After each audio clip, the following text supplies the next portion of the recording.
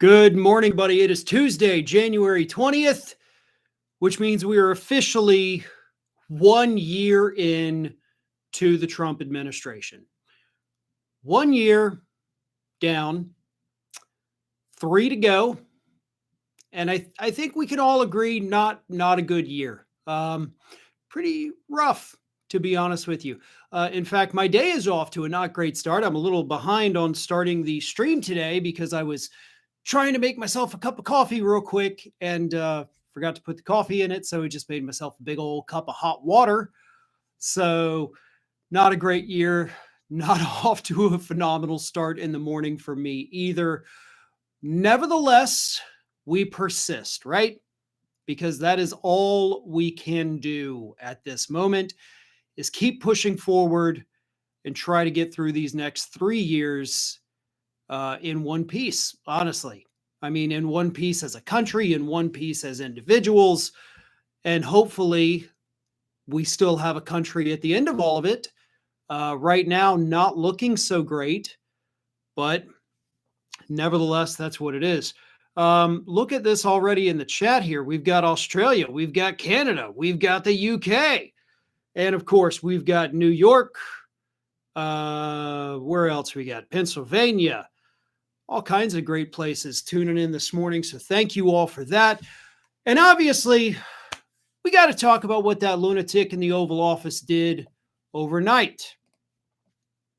Monday night, going into, of course, Tuesday morning, Donald Trump got on Truth Social, as he always does, and decided to taunt our allies in Europe in numerous posts, some just AI-generated memes that he had created of himself, J.D. Vance, and Marco Rubio planting an American flag in Greenland.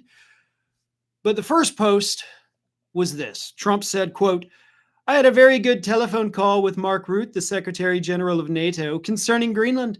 I agreed to a meeting of the various parties in Davos, Switzerland, as I expressed to everyone very plainly. Greenland is imperative for national and world security. There can be no going back. On that, everyone agrees. The United States of America is the most powerful country anywhere on the globe by far. Much of the reason for this is a rebuilding of our military during my first term, which rebuilding continues at even more expedited pace.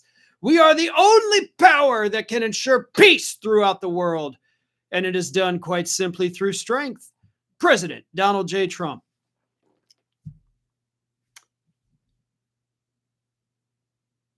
Peace through strength. Peace through strength. He literally said it, folks. For those of you who are not quite familiar with the works of George Orwell, that was one of the slogans of the party. Peace through strength. And the demented President of the United States just put it out there for the world. Peace through strength. From a man who couldn't go serve his country in Vietnam because his feet hurt. Yeah, peace through strength, says the man who cannot stand upright, who can no longer stand up while talking to reporters for more than 3.5 minutes. This is 1984. It's 1920s, 30s, 40s Germany. It's whatever horrible thing you would like to refer to it as, all wrapped up into one. And what gets me about it, because I spent a lot of time yesterday thinking about it after I had finished all the videos, is the fact that the vast majority, and I'm talking about all but maybe 3 or 4 Republicans in the House and in the Senate, are letting this happen. And when I say letting this happen, take your pick. right? Using the military against U.S. citizens in our own streets, having armed ICE agents patrolling so they can snatch American citizens out of their homes in their underwear because they're so damn stupid they don't know who it is they're supposed to be apprehending. It could be Greenland. It could be Venezuela. It could be the tariffs and the trade war. It could be any of this. Because it doesn't matter what this is, Republicans in Congress, in the House and Senate, are letting this happen, some of them actively cheering it all on. We have a man who mental health experts have repeatedly told us, some of them for years, is suffering clearly from dementia. Like, no doubt in their minds what is going on with him. And of course, that doesn't even begin to touch the psychological problems, the mental illnesses, verifiable, diagnosable mental illnesses that he clearly has. And these Republicans are just as culpable. Because it's not just Trump. He can't do this on his own. It takes a village, really. Let's say that, right? It takes a village of idiots to allow it to happen. And when I say allow it to happen, understand, I'm not saying these Republicans are just sitting idly by and doing nothing, right? Like arms crossed, no, we're not going to do anything. They've actively aided and abetted him. Last year, Republicans voted down at least once. I think they actually tried it twice, but at least once, they voted down a measure that would have made it to where Donald Trump cannot impose tariffs. Within the last week, they voted down a measure that would have prevented Donald Trump from seizing Greenland using the United States military. So they are active in their assistance of Donald Trump. It's not passive assistance, it is active. They're not just allowing him to do it, they are helping him do all of this to us, to the world. This man who, for all intents and purposes, should probably be in a home where he has access to round-the-clock care, and they're just helping him do this all. They know the public hates it. And again, when I say it means literally everything, because Trump is underwater on every issue. The public hates it. And Republicans are still like, well, we know we're going to get screwed. The voters are going to send us home for good. But, oh well, we're more afraid of the guy who literally can do nothing to us than we are of the people who can do everything to us. And that kind of tells you a little bit about the public, right? Because y'all just keep making the same stupid mistakes. These people go to Washington, D.C. after you send them there. They do a bunch of things that you tell pollsters and, focus groups you hate. And then you get the chance to vote them out again. And what do you do every goddamn time? You send them right back. And then you bitch and complain about nothing ever changes. Well, let me vote for the same person I've been voting for 20 years. And then wonder why nothing changes in 20 years. Can't be me. Can't be the moron I sent. The blame goes across the country. North to south, east to west, the blame is all over the damn country. It starts with the voters, goes all the way to Congress, leading up to the White House itself. And we have to take stock of that. We have to point that out. We have to talk about it because these people are going to keep making those same stupid mistakes and then complain about it louder than anyone else after this November too. Because most of these Republicans that are allowing Donald Trump and helping him to do these things, they're going to win. I mean, yeah, we're probably going to see maybe 30, 40 Republicans in the House kicked out, right? Okay, well, that still leaves about 170 or 180 coming right back. And most of them, if not all of them, will be ones who allowed Trump to do this. Same thing with the Senate. So the voters have to bear this responsibility, this blame, because they do this to us. They do it to all of us. And then, as I said, they're typically the ones who complain about it the loudest.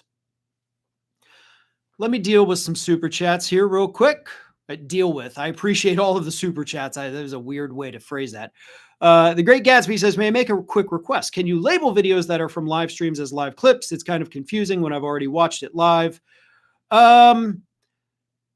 If we do that, it does diminish it a little bit, and it gets confusing in the algorithm. So there are reasons we do that. It's not to trick people. It's to not, have to deal with punishment through the algorithm. And for the record, all the other channels that do live streams and then cut up the clips and post them, they don't do that either. So it's not us alone that are doing that. It's everyone does it that way. I do apologize if it is confusing, but that's just the way that everybody does it. Gohan says, with everything that happened right now, we still need to remember to laugh. So here's a dad joke. What type of hog needs trimming? A hedgehog. Very clever. I actually saw a fun little video on Instagram earlier of a little hedgehog running across the street. Just a hedgehog day, I guess. Stupid news from Iowa, says Gargoyle Dragon. Our legislature is making it easier for private individuals to get ivermectin and hydroxychloroquine over the counter. Fantastic. That is exactly what they need.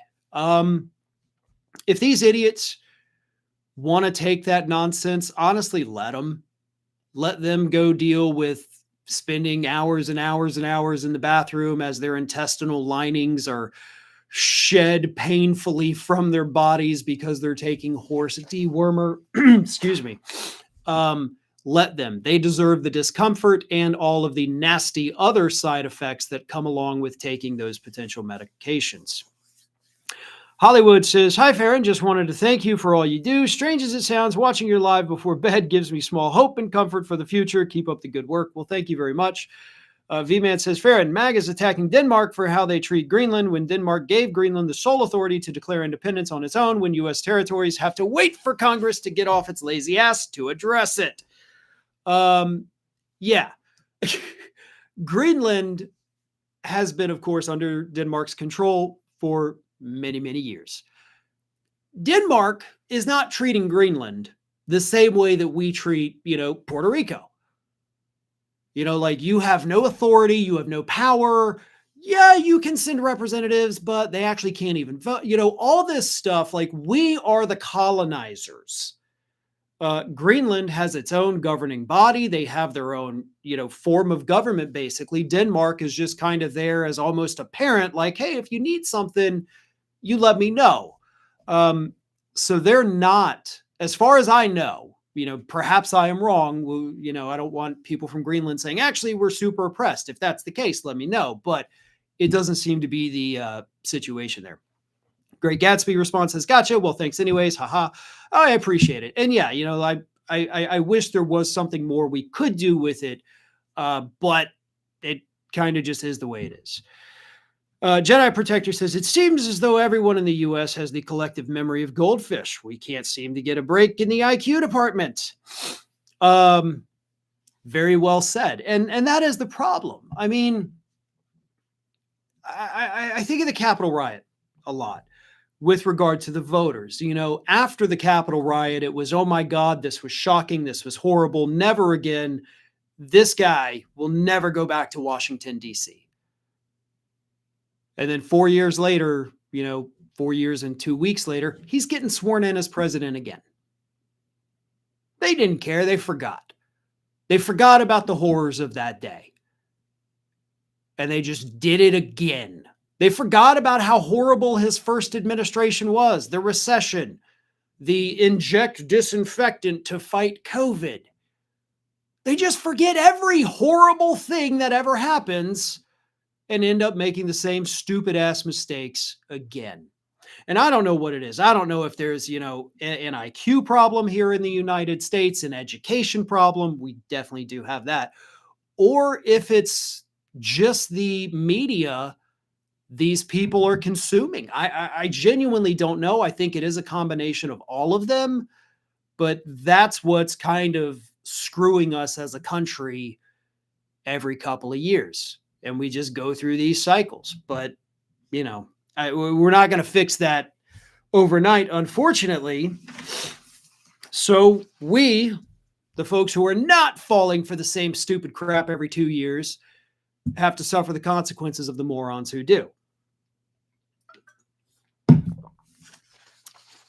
Let's move on.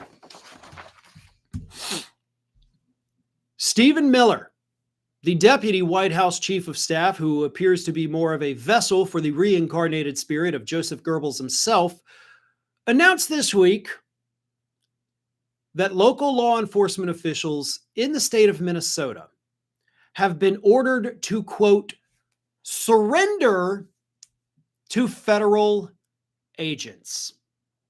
Here is what Stephen Miller put on social media. Only federal officers are upholding the law. Local and state police have been ordered to stand down and surrender. Now, this came after a social media post from New York Post columnist Miranda Devine, who wrote that local cops have gone AWOL in the face of anti-ICE protests in the city. They went AWOL. Now, it's a New York Post reporter, so I don't know if she's on the ground in Minnesota and doesn't see any cops anywhere, or if she's just reporting from her, very liberal city and pretending to know what's going on in Minnesota. I don't know. I don't care. Because Stephen Miller, one, has no authority under the 10th Amendment of the United States Constitution to order local law enforcement to surrender. And two, and this is even far more important than that, Stephen Miller has no authority. Okay, it's not just that he doesn't have authority to order cops to surrender. He doesn't have authority. Stephen Miller is not a lawmaker. Stephen Miller is not an elected official. Stephen Miller is a staffer. He is a guy whose job is technically so insignificant that Donald Trump or even Susie Wiles could walk up to him right now and say, "You're fired," and then he's unemployed. That is how quickly Stephen Miller can be without a job. Yet here he is thinking he himself is the president of the United States because, as Caroline Levitt pointed out recently, everything runs through Stephen. Ordering police to surrender? Now, surrender can only happen if there is conflict, if there is a fight, if there is effectively a war. So Stephen Miller's statement here is not just a violation of the 10th Amendment by a guy who, again, has no authority over any single person in the United States at all. And it's important to remember that. But it's also an indication that they do believe they, the federal government, are at war with the state of Minnesota. Now, that is the terrifying implication of Stephen Miller's comment. And Miller, of course, has been all over the news recently saying the most horrific, awful things we've ever seen and heard. But let me point this out. Stephen Miller, out of every single person in the Trump administration, more so than any of them, needs to spend the rest of his life in prison. And I'm not talking about a U.S. prison. I'm not talking about a club fed like where they sink Ghislaine Maxwell. I am talking about in The Hague. I do not want Stephen Miller prosecuted here in the United States. That'll never happen, first of all. But second of all, even if it did, it's not going to do it justice. Stephen Miller, the architect of the grotesque human rights abuses taking place here on United States streets at the hands of these ICE federal agents needs to be prosecuted in The Hague. He needs to be brought up on charges by the, God, the name escapes me at the moment, but basically the World Criminal Court at The Hague. That's what needs to happen. And he needs to be put in a maximum security facility overseas, not here in the United States. That man is pure evil. And when I compare him to Joseph Goebbels, I'm not just saying that because I think it's funny. I'm saying that because I genuinely feel it. You look at that man's face, you look in his eyes, there is nothing there but darkness. And I'm not trying to get all spiritual on everybody here, but there is something genuinely, purely evil about that man. And it does remind me a lot of the photograph, The Eyes of Hate. Some people may know which particular photograph I'm referring to about Joseph Goebbels, some may not. But if you haven't seen it, Google that, The Eyes of Hate. And that was the moment when Goebbels found out that the photographer was in fact Jewish. So look it up and compare that to Stephen Miller, because I think that is what we are dealing with here. The comment here says, oh, wow, Farron Live. Yep, we've been doing these since December 1st, every morning at 9 a.m. If this is your first time here, welcome. We appreciate it. If not, thank you all for returning. But yeah, every morning, 9 a.m. Central Time, Monday through Friday, we're doing these live streams, a live show, really. I can't even just say I'm going to do a stream. At this point, we've been doing it so much. It's a show. Doesn't have an official title yet, but, we'll burn that bridge when we get there. Alana Spencer says, hi, Farron. Thanks for what you do. Here's something for treats for your pups. All those things are why our country screws itself again and again. Well, thank you very much. I appreciate it. Education IQ, call it what it is. The U.S. is cooked. For right now, it does seem that way. Zinthuan says, part 1 of 2, I am a Minnesota local living in the Twin Cities, and I have been lucky enough not to have seen any ICE agents, but I feel like I should do something while I know I shouldn't seek to give violence. Violence is not going to help anything. All it does is gives fodder to the other side. So I strongly, no matter what protest, what it's about, where it is, violence only gives the right something to hyperfixate on, and it undermines the message of the protest. I have said that for years, and I still stand by that today because I firmly believe violence only makes things worse for the protesters. V-Man says, Scott Besant talking about Denmark sterilizing Greenland women is rich, considering I'm only alive because my grandma left Puerto Rico before she was old enough to be subjected to sterilization campaigns. And that is a horrifying thought. So thank you for that. Neat Noodle says, we need to start referring to Miller as President Miller. Trump will get offended and fire him fast. Not a bad idea. I do that. But yeah, I mean, the guy is absolutely Goebbels incarnate. And he needs to be held accountable. I would love to see everyone, obviously, in this administration held to account for what they have done. But if we can only get one, honestly, it needs to be Miller. He's one of the few, by the way, that's also young enough to potentially keep doing this. I mean, Miller's my age. I think he's actually a year younger than me.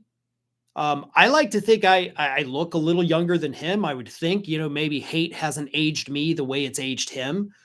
But yeah, like I'm a year older than him. And so he could be doing this for another 30, 40 years if he is not held accountable.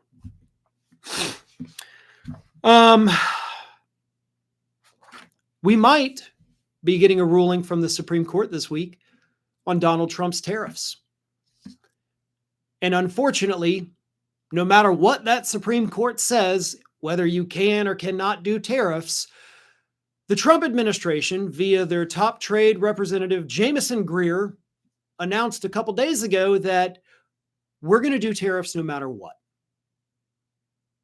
That is what he said. That is what Jamieson Greer said in an interview with the New York Times, the top trade negotiator, United States trade representative said, Trump intends to impose tariffs no matter what.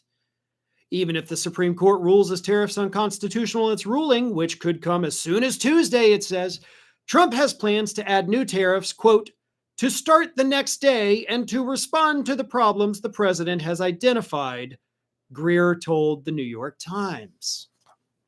So even if we get that ruling today and they say, nope, no more tariffs for you, Donnie boy,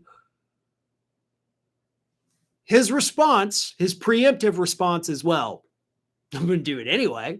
I mean, I appreciate you guys saying I can't, but I'm gonna.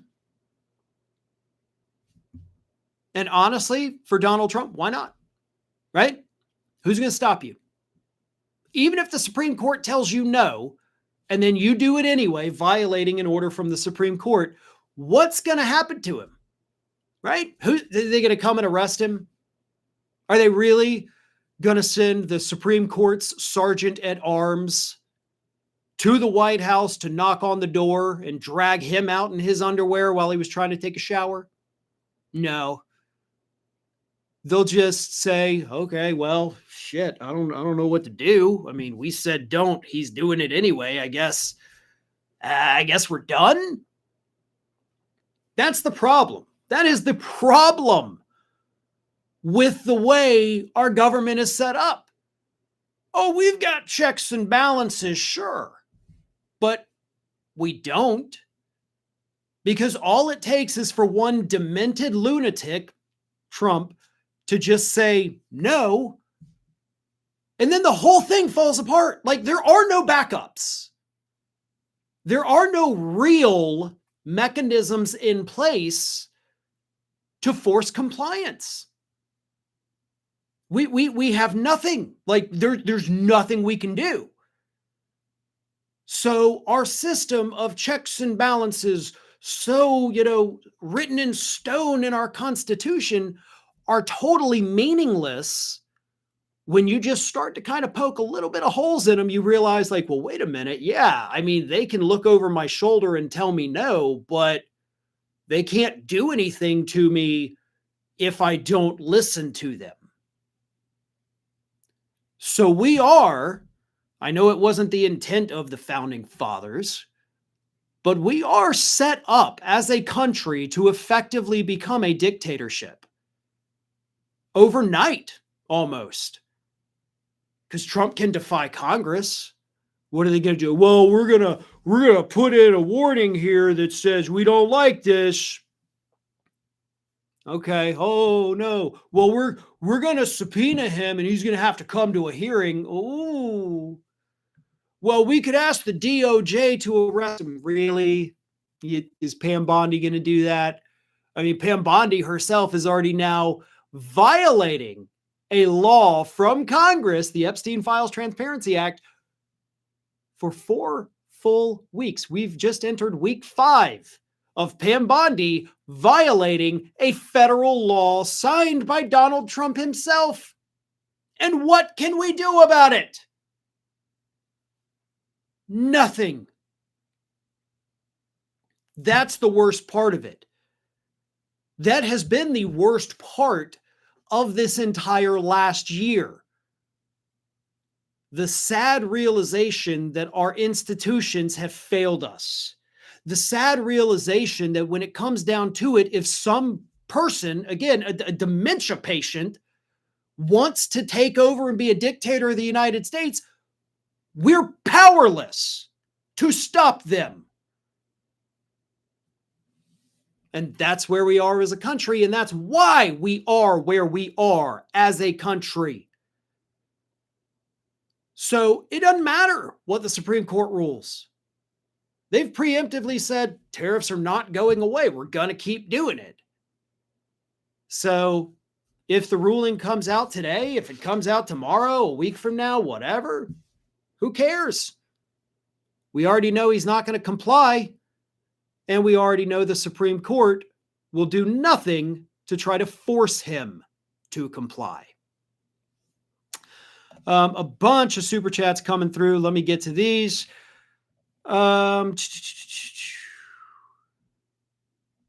Here's part 2 of 2. Says, at what point do we have our shot heard around the world? We can't give them reason to send troops, but I don't know if we can endure this month for another 3 years. I'm simple, and thank you for insight. Now, this is one of the areas where it will come to an end. And it could come to an end, by the way, in just a couple weeks, because I got a segment coming up on this in an hour or two. Kristi Noem is almost out of money. Congress has until the end of January 31st at midnight, to pass, I think, 9 different funding bills. One of them is for the Department of Homeland Security. Democrats in Congress are actually kind of blocking it, not allowing it to move forward. And if they continue to do that and don't fund the Department of Homeland Security, then all those ICE agents on the streets suddenly aren't getting paid.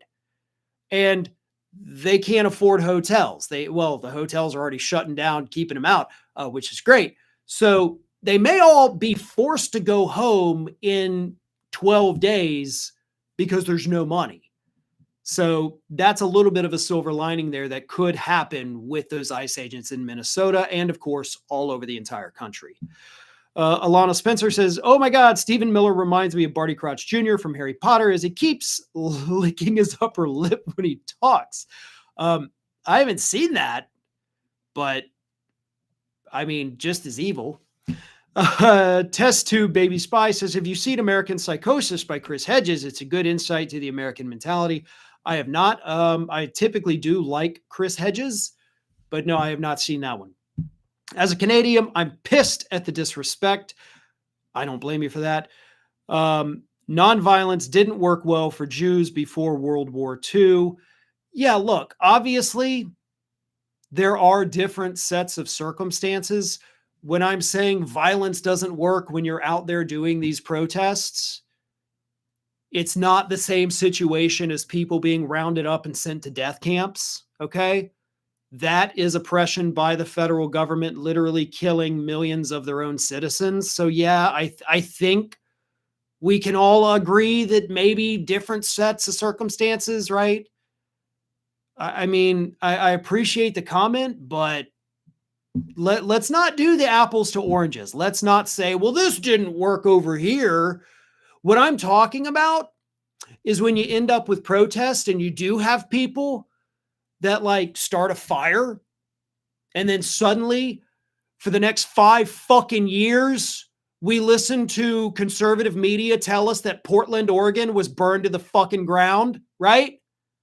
Because one person started one fire in one dumpster that was immediately put out. See how that immediately changed the narrative there? Like, can we agree on that difference? Because that is a thing. You still hear them today tell you that Portland, Oregon was burned to the ground. That's what I'm talking about. Scorpius ZA says, if Trump ignores the ruling or something else, what is the point of no return where the Republicans in the House and Senate finally find their backbone? If Trump ignores the ruling or something else. I don't think there is a point of no return. They're all in it together. They're all absolutely a part of this.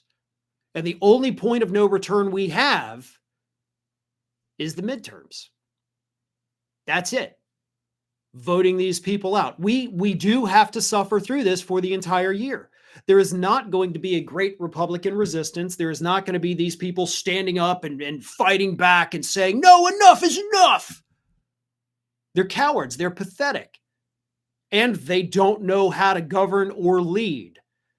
So we are stuck with this for this entire year, assuming the public makes the correct choices in the midterms. And that, of course, is assuming we're even allowed to have midterms by that point. I don't know. So that's where we're at with that. But no, there will not be a moment when these spineless, pathetic, weak Republicans stand up and say, no, I'm not doing this anymore. Listen, that is all the time I got for today. I've got plenty of other stuff coming up throughout the rest of the day, so please stay tuned for that. Sorry, this has not been, the most uplifting and inspiring live stream, but there's a lot to be pissed off about. And yeah, I may have lost my cool a few moments ago, but I'm not going to apologize for that, because if we start to pick at each other and say like, well, we've already lost. It's all of us against them. So let's not sit there and try to pick each other apart. That is counterproductive and not a good strategy. Okay. Thank you all otherwise for tuning in today. I certainly do appreciate it. I will see you bright and early again tomorrow morning, 9 a.m. Central. Until then, please take care of yourselves.